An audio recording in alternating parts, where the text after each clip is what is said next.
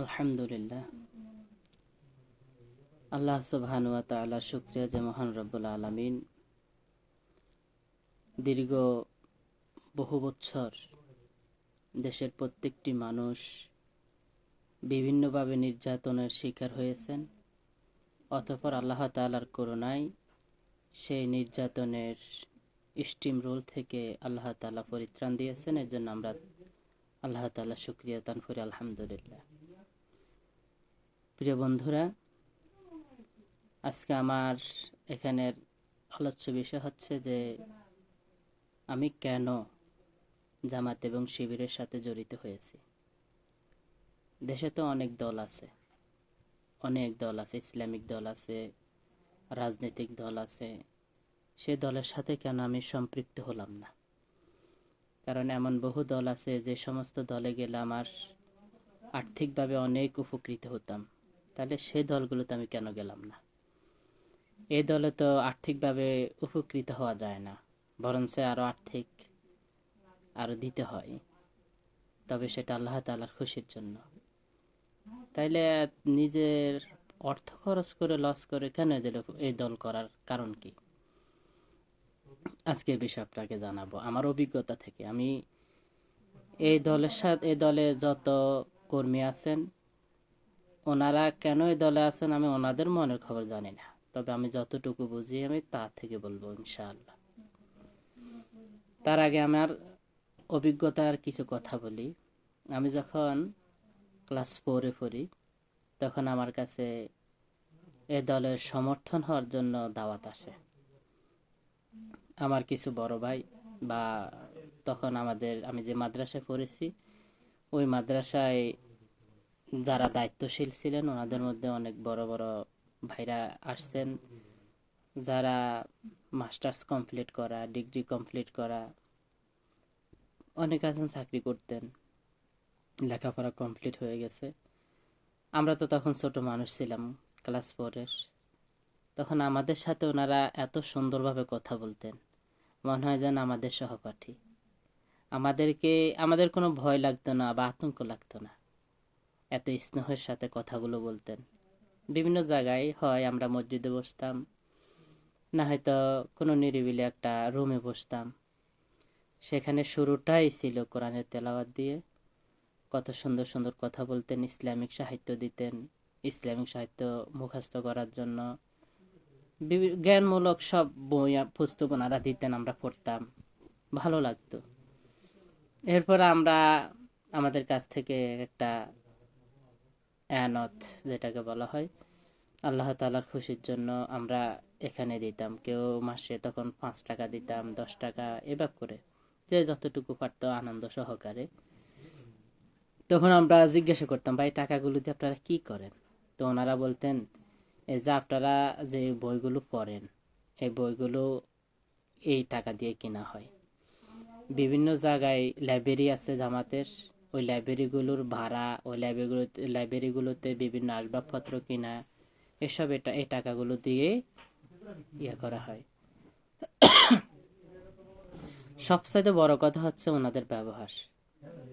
বিশ্বাস করবেন না, আমাদের চাইতে এত পাওয়ারফুল, এত নামি দামি, এত যোগ্য মানুষ ছিলেন, আমাদের সাথে এত সুন্দর ব্যবহার করতেন, আপনি বলে মনটা জুড়ে যেত। আসলে তখন ওনাদের কথার কারণে আমরা সেই দলটা করেছি। এই শুরু থেকে যখন বই পুস্তক পড়ি, কোরআন পড়ি, হাদিস পড়ি, পড়তে পড়তে পড়তে পড়তে আলাদা একটা আন্তরিকতা সৃষ্টি হয়ে গেছে দলের জন্য। এরপরে যখন আরো একটু বড় হলাম, তখন বিভিন্ন জায়গায় আমাদেরকে নিয়ে যাওয়া হয়তো প্রোগ্রামে। যাওয়ার পরে ওইখানে কোরআন হাদিস নিয়ে কথা হইতো। কখনোই আমি দেখি না একটা প্রোগ্রামেও যে বিএনপির বিরুদ্ধে, আওয়ামী লীগের বিরুদ্ধে, অমুক রাজনীতির বিরুদ্ধে, তমুক রাজনীতির বিরুদ্ধে কোনো কথা কখনো বলে নাই। সবাইকে শুধুমাত্র জ্ঞানমূলক কথা বলতেন, কোরআন হাদিস এসব কথা বলতেন, যাতে করে প্রত্যেকটি ব্যক্তি তার উপকৃত একটা এলেম পায়। আমি এটাই মনে করতাম যে আসলে সত্যি বলতে আমরা যে মাদ্রাসায় লেখাপড়া করতাম, সেটা এই সংগঠনটা একটা মাদ্রাসা, এখানে শেখানো হয়। ভালো ভালো এলেম, ভালো ভালো জ্ঞান আমরা ওইখান থেকে আলহামদুলিল্লাহ অর্জন করতে পেরেছি। এজন্য এই দলের প্রতি আলাদা কৃতজ্ঞতা। আমি ঢাকা গিয়েছি। ঢাকা এই আমাদেরকে বিভিন্ন জায়গায় নিয়ে যাওয়া হয়তো প্রোগ্রামে, কত প্রভাবশালী, যারা আমাদের চাইতেও হাজার হাজার গুণ উপরে, টাকা পয়সা জ্ঞান বুদ্ধি সব দিক থেকে, কিন্তু এত সুন্দর আচরণ ছিল। একটা একটা ছোট মানুষ যার জ্ঞান একেবারে স্বল্প, যে অত সুন্দর না, অত স্মার্ট না, কিন্তু তার সাথেও যারা দায়িত্বশীল ছিলেন এত সুন্দর কথা বলতেন, মনে হয় যেন আমাদেরই ভাই, আমাদের আত্মীয় স্বজন। এই সংগঠনে আমি দেখি নাই যে কেউ বড় পদে আছে বা প্রভাবশালী পরিবার থেকে সে দল করে, যার কারণে তার কথার ভাব অন্যরকম বা অবহেলামূলক কথা বলা, এগুলো কখনো আমি দেখি নাই। শুধু পেয়েছি ওনাদের কাছ থেকে স্নেহ। তখন আমি কিন্তু ঢাকা যখন যাই, আমি আলিম শেষ করেছি,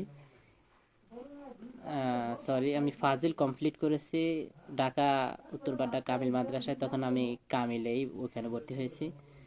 ওই অবস্থায় তখন তো আলহামদুলিল্লাহ অনেক কিছু বুঝি। ওনাদের কথাগুলো আসলেই আমাদেরকে আকৃষ্ট করত। মনে মনে ভাবতাম, আহ, আসলে সত্যি ইসলামিক দল এমনই, ওনাদের প্রতি এই জন্য আন্তরিকতা।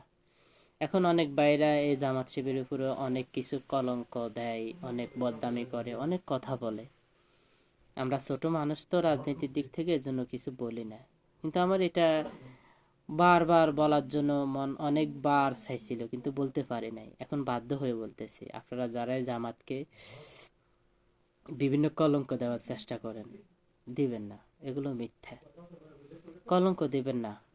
এই জামাত শুরু থেকেই তারা চেষ্টা করতেছে একটা সুন্দর সুনির্ভর একটা সমাজ গঠন করার জন্য, একটা সুন্দর রাষ্ট্র গঠন করার জন্য, কোনো লোভ লালসা, কোনো সার্থকতার জন্য নয়। আপনারা এই জামাতকে নির্বাচিত হোক বা না হোক সেটা আপনাদের ইচ্ছা, আপনারা চান বা না চান, কিন্তু কলঙ্ক দেওয়ার মতো কাজ করবেন না। কারণ কলঙ্ক তারাই দিবে যারা এই দলের বিতর্গত বিষয় জানে না, অজ্ঞ, তারাই দিবে। আর যারা একবার এই জামাতের ভিতরে ঢুকেছে, তারা বুঝতে পারবে বা বুঝতে পারে যে দলটা কেমন, তারা কখনোই এই দলের বিরুদ্ধে একটা কথা বলবে না। দেখবেন আপনার বিভিন্ন রাজনৈতিক দল থেকে যখন লোক অপমানিত হয়ে বা কোনো কারণবশত তার দল ত্যাগ করে বা দল তাকে ত্যাগ করে, তখন সে ওই দল থেকে আসার পরে তার দলের ভিতরের অনেক গোপন কথা কিন্তু প্রকাশ করে। এই পর্যন্ত আমি পাই নাই যে জামাত থেকে কোনো লোক জামাত ছেড়ে অন্য দলে গেছে। যদি যাইয়া থাকে তাহলে তাদের মুখ থেকে কখনো একটা কথা পাবেন না যে জামাতের বদনাম, যে জামাত খারাপ, জামাত এই করে সে করে, পাবেন না। কেন? কারণ জামাত আসলে একটা আদর্শ দল। এখানে আপনি সব পাবেন। কি পাবেন? আপনি শিক্ষা পাবেন। এখানে কি পাবেন? একটা পরিবার কিভাবে চালাইতে হয় সে শিক্ষা পাবেন, একটা সমাজ কিভাবে চালাইতে হয় সে শিক্ষা পাবেন, একটা রাষ্ট্রকে কিভাবে সুন্দরভাবে চালাইতে হয় সে জ্ঞান আপনি এখান থেকে পাবেন।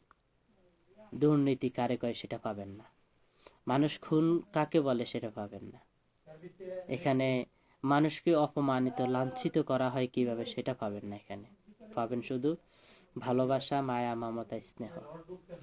আমি এই পর্যন্ত এই দল থেকে এই সব কিছু আমি দেখেছি, আমি শিখেছি, যার জন্য আমি প্রতিজ্ঞা করেছি এই জামাত আল্লাহ পাকের ইচ্ছে কখনোই বাংলাদেশের মসনাদের সিংহাসনে বসতে পারে বা না পারে সেটা আল্লাহর ইচ্ছে, কিন্তু যতদিন বেঁচে থাকি এই দলকে ভালোবেসে যাব, শুধুমাত্র এই দলের আদর্শ, এই দলের নীতি, এই দলের সততার জন্য।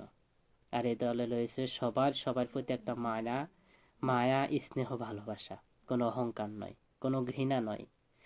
এই দলে যারা আছে নিজেরা নিজেদেরকে তো ভালোবাসে, পাশাপাশি আমাদের দলের বাহিরের লোক যারা আছে তাদেরকেও আমরা অন্তর দিয়ে ভালোবাসি। আমরা প্রত্যেককে ওয়েলকাম জানাই, যাতে করে প্রত্যেকেই ইসলামের শান্তির ছায়াতলে আসে। আল্লাহ তাআলা আমাদের প্রত্যেককে কবুল করুন। আর আমাদের দেশের জন্য জামাতকে কবুল করুন আল্লাহ, আমিন। আসসালামু আলাইকুম রহমতুল্লাহ।